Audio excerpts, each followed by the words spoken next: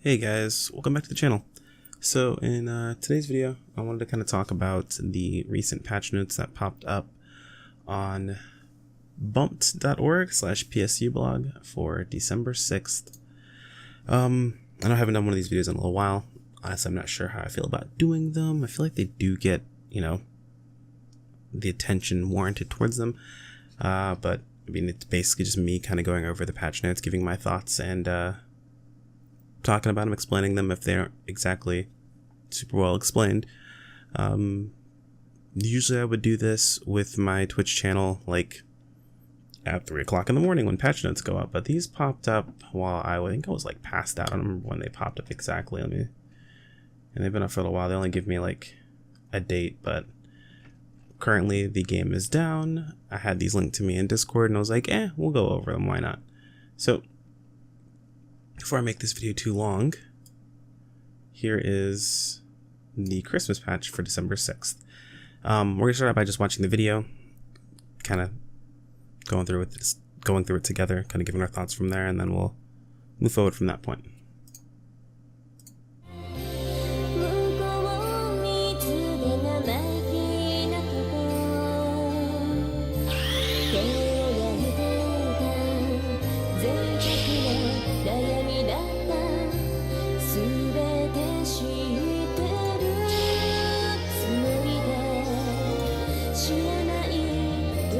So it can make snowman and snow people, rappies and things. I imagine that's a weapon camo. It looks to be a mag device. I couldn't remember the name for some reason. New team room, or that might be the cafe, I think, actually. Seasonal rappies are in. Sweet, sweet. They're changing the twins. They look like they're going to be our NPC this time around. They probably were NPC last time around, but I just wasn't around during the holiday change. Yeah, it looks like they're going to be our NPC this year. Weapon camos. Or maybe weapons altogether. Oh man, the content everyone's been waiting for. Another concert.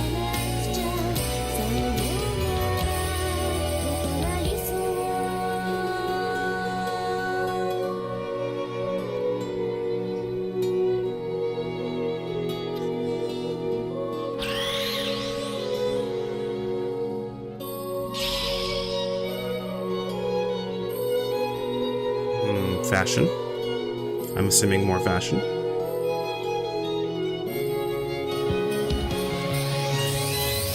Possibly more fashion.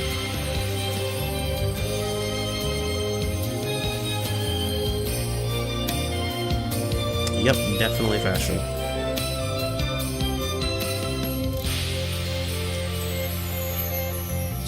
Oh, did you guys see those eyes on the right there? Whoa, whoa, whoa, whoa, whoa. Well, let's take it back a step.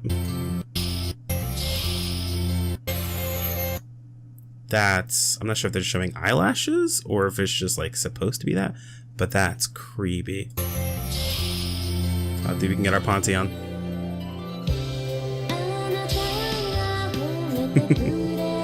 Reindeer outfit. Oh my. Is it like mini reindeer outfit? Question mark? Maybe? Looks like more accessories, another hairstyle. Yeah, I believe that'd be an innerwear and some new lobby actions.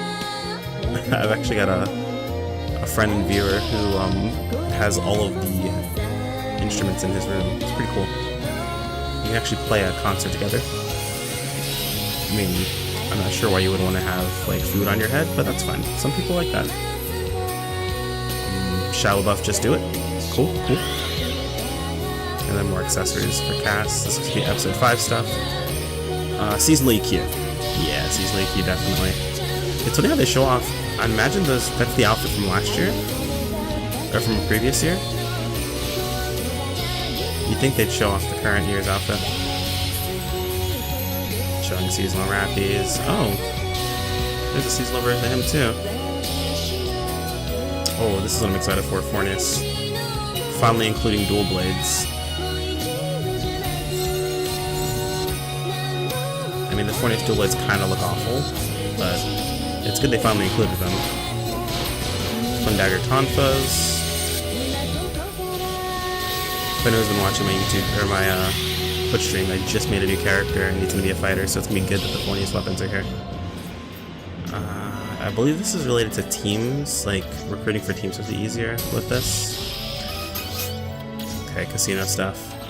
I spend very little time in the casino, like an extremely small amount, to the point I forget about my weeklies there. Looks like launcher changes, I think that's what they said.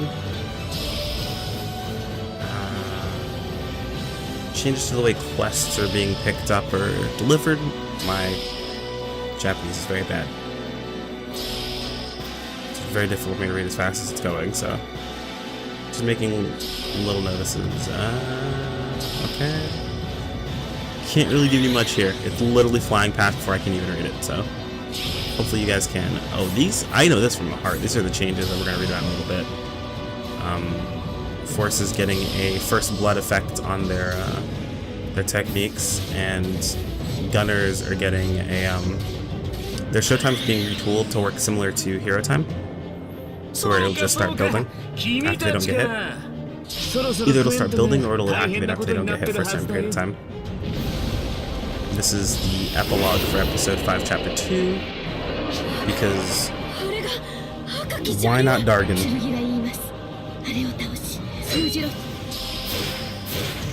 She just said, I'm a hero main, watch me fly. Nah, not really, but it's okay.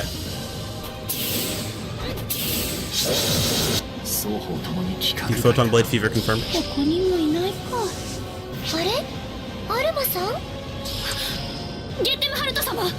not sure why Alma's out and about, but okay. Probably a side story for episode 5, I'd imagine. Okay, this is the, was it Alt Nilipa? And the slave weapons, I believe they're called. Not bad design.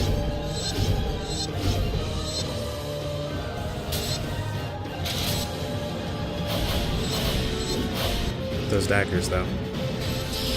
Pretty sick. Yo, heroes aren't supposed to get hit. Devs, you're showing it wrong. I think this is the new SG scratch.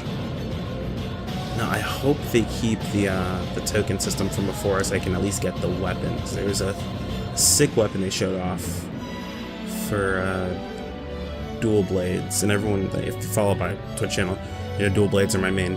I love dual blades to death, so here's hoping. I believe those faces and maybe hairstyles? Couldn't tell the difference. See, this is where it's... Okay, so yeah, faces and stuff like that. There they go. Those things look amazing.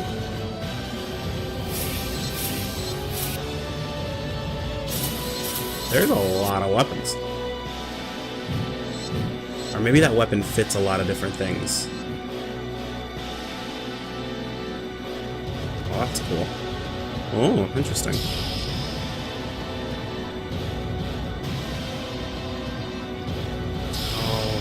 Falag, why? Yo, that one right there. The one on the right. If I can get that lobby action, that would be sick. It's right up my alley. Okay, not too bad. Alright, so let's talk about this stuff. Let's talk about what we saw. We're going to go through what we see here. Hopefully, what the... Manual repair kitchen knife. Okay, moving on. So yes, we get the Christmas lobby. Showing off the Christmas stuff. Merry Christmas on Ice. So yeah, that was the, it looks like that would be the EQ. The seasonal EQ. Let's see. This year's Merry Christmas Ice Press. Anything important. The quest is stocked with natives and Escadarkers. Some prefixed bosses that will spawn this year. Because this boss was what everyone wanted in this area. This is what they wanted. They wanted more of this guy. Thank you. Anyway, did we skip past? No. Okay, it's just weird scrolling. Christmas bingo will get you. It looks like, yep, evolution device, and that looks to be a camo for tax. At first, when I saw it, I thought it might have been a camo for what's it called? I forget the name of the weapon. The cards weapon, whatever they're called again. Dude, I don't use anything but melee weapons. It's so awful. I keep forgetting the names of weapons. It's really bad. Anyway, so yeah, I was right. The twins are going to be our NPCs for this time around. Looks like they do give us their partner cards as well as a weapon camo, seasonal rappies, as well as a seasonal Umbella Bro. And we do get all 15 Fornist series weapons released. So we will be able to get the Fornist... What? The Gunath? What is it supposed to be? Oh, the Partisan. It's the Partisan and the Dual Blades. So that's the only thing we haven't had is the Partisan and Dual Blades. And they're adding those to the mix. So that'll be cool. I actually have to make a lot of Fornist weapons. So we will be running that a ton. Concert. And I was right. Yeah, Chapter 2 Epilogue. The ending. Looks like... After vanquishing the Devil Castle, our hero is confronted by Elmir once more. His cocky smile leads to wonder what's up his sleeve, and then a red dragon appears. Then suddenly dragon, because we're Final Fantasy Star now. Sword Maiden shows up and helps out. You know, funny thing about Sword Maiden, she's shooting what look like photon blades, and Bouncer's been getting some pretty interesting buffs recently, so epic foreshadowing maybe? Probably not. Ultimate Lillipa Revival. Now, this is something that's kind of cool. So let's see here. Lillipa is receiving some minor tweaks. The quest itself will contain a map consisting of 2 areas. Rather than collection points, you will be tasked with eliminating the final boss. The area's final boss. This quest will also feature a new campaign boosting the stamina of enemies while while adding special drops such as the 14-star Akatsuki and the 12-star Wayla board. So if you still haven't gotten your Wayla board, you can still get it. It's a rear unit, probably one of the best balanced ones in the game. I got mine from the last Ultimate Revival, and I did a lot of that one, so hopefully you can get yours if you haven't gotten it yet. Super, super good back unit. And it gives you a sick cape too when you use it. I'm hoping the other 14-star, the dual blades, will drop, and I will start farming this place like crazy. I feel bad for a friend of mine who said if the Akatsuki dropped from the next the next Ultimate Revival, that he'll be farming it like insanely. So, yeah. If you're watching the video, Phil, if you got some farming to do, friend. Anyway, so let's see, we get the Slave NT, so I was right, they were called Slave NT. Looks like they'll be added into the drop table. These weapons will continue to appear even after the campaign's over, meaning they'll continue to be there even after the drop rates go back down. No one's going to go in there when the drop rates go back down, so good luck. At least not for a while. Drink menu relief. A major overhaul is in store for unlocking the drink menu. Clearing Affin's Uneasy Medical Center client order will now unlock all of the drinks on the menu. This means, unfortunately, that Lull will tragically be dismissed from the ARC's lobby. If you'd like to say a farewell and receive her client order rewards, you'll have until December 6th maintenance to obtain them. Yo, they're getting rid of... That's just rude. They could have left her there and just had no purpose. That's messed up, man. Quest unlocking. After obtaining the exploration license for an area, all of its ARC's quests will be released together. In order to unlock a free field, Coffee's client order requirements will be reduced to just a single quest. So they're making it so unlocks aren't as bad. You'll just get all of the ARC's quests at once, and then you'll only have to complete one ARC's quest to unlock a field. Should be pretty easy. Then we don't have to do some of the more annoying ARC's quests. You can kind of skip over them if you don't want to do them. Battle Arena Terminal. The ranking terminal will display the rewards for your current rank. It looks like it shows you the rewards actually are pretty intense. Look at this. Oh, this is if you get high enough rank, what your reward will be. That's intense, dude. 1,000 SG. It's a lot. It's a lot of star gems. Or yes, star gems. So they're called star gems. I always call them SG, so I don't actually know the real name. The ranking terminal will also display a list of top 100 players. So we have rankings again. People will be able to have their big dick contests, which I'm sure PvPers will enjoy that. I'm not sure how many PvPers are on our end because of Gaijin Ping, but it's besides the point. Favorite lobby actions. This is a new feature that will allow you to quickly access your favorite lobby action. You register up to 25 lobby actions and even change the order in which they appear. So you can just set favorites, it looks like, in case you don't have mouse and keyboard and you can't just set your own shortcuts to them. That's fine. Expert matching. Even if expert player matching is unticked, the expert players will still be able to join up with parties that setting. Oh. Even if expert player only matching is unticked, the expert players will still be able to join up with parties with that setting. Meaning that you can turn off expert player matching only and still see expert parties because you have that as an option. Okay, so it makes it less annoying to have to turn off and on. So basically it's if you have it turned on, you'll only see expert parties. If you have it turned off, you'll see both. That's way better. Tutorial search, enter keyword through the tutorial window to filter. Okay, so tutorial search is nice. They need to add this into inventory, for Christ's sake, please. There's a new launcher design. It looks like the launcher receives slight redesign, so it's cleaner, easier to view. That's fine. Yep, team joining improvements like we talked about before. Team point opportunities. Team members will have plenty of new opportunities to earn team points. These new methods will allow one to contribute points even while solo, clearing client orders, clearing bingo squares, grinding in the item lab. Okay, so they're giving you more ways to get team points, basically, it looks like, and all these different methods are going to pop up here. Now you can earn even more team points by clearing quests together, so they're buffing how many team points you get when you clear a quest with a team member. You can still earn 30 points even when you're not partying with teammates. They're literally making it so you earn team points all the time. It's making it so it's easier to gain team points. So like if you were solo, made your own team, and had no one else in your team left, and you were just running by yourself, you'd still be able to make team points. So that's pretty cool. Okay, so here's something else I wanted to talk about.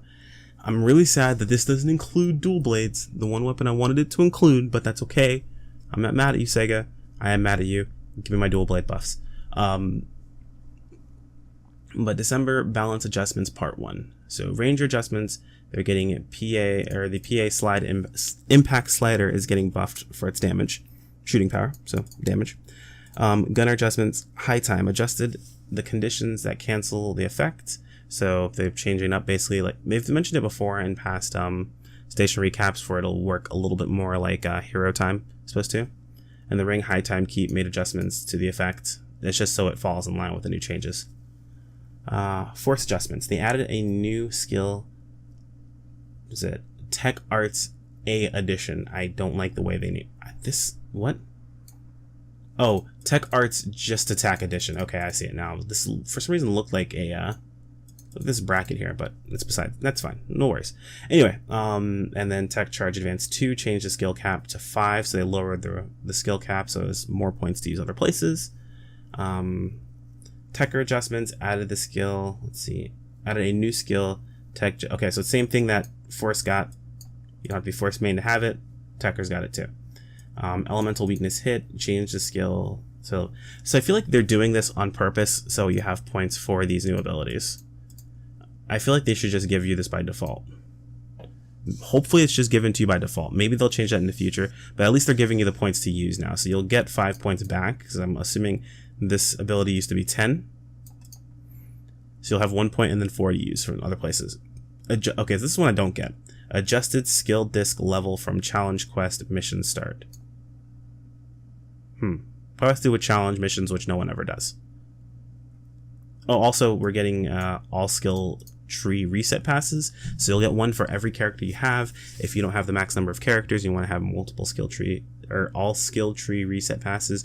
Just make characters, have your character set aside.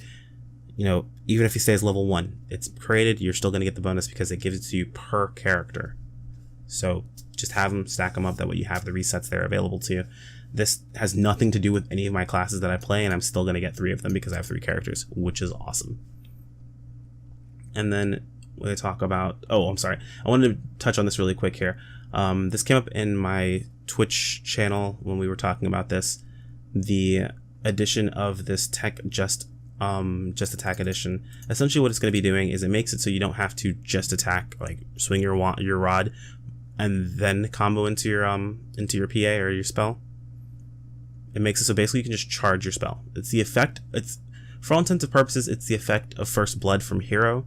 The difference is you can't jump cancel. It actually has an innate timer. I think it says a cooldown of 0.5 seconds, so you can't just cancel it with like another ability and use it super fast. You do have to then chain your abilities afterwards, but it makes it so you don't have to use that wasted just whiff swing of your rod to get your just attack to be able to do your maximum damage. You can just charge, do your maximum damage, and then go into your next attack, which is more a quality of life thing. It does technically increase your DPS slightly, but you can't do cheesy things like Hero does, like jump cancel to consistently jump cancel into like the TMG attack that they do right now. Pretty crazy. Okay, whew.